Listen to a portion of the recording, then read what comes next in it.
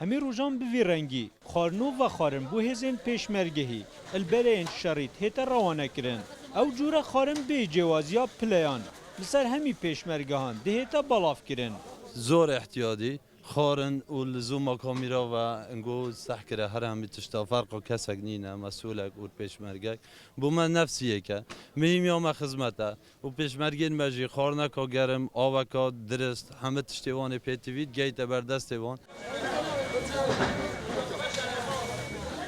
ددمی هیرشاندان هر پیشمرگه که روزانه 6 بو 8000 دیناران تنه خرجی لخارناوید چیتن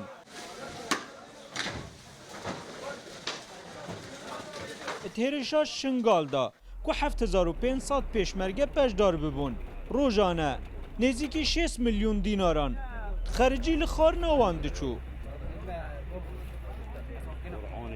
ئێمە وەکو فەرماندەی پێشمەرگەی زێرەبانی و جارە زیاتر لە 3000 کەس بەشداری کردووە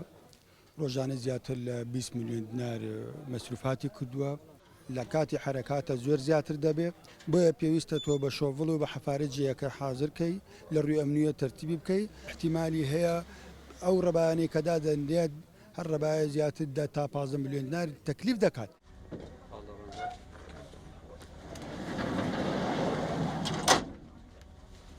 اوو جبلی خارنه پیشمرگین کردستانه تیمکی آلیاتان دیگل دایه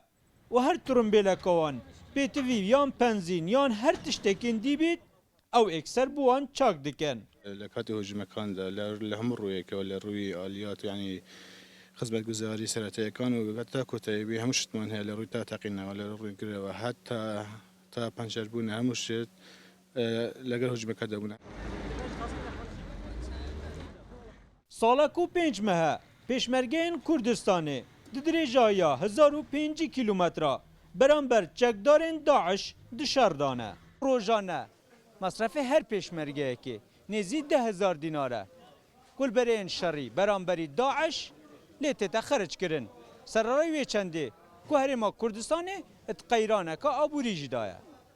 ناصر علی روداو شنگار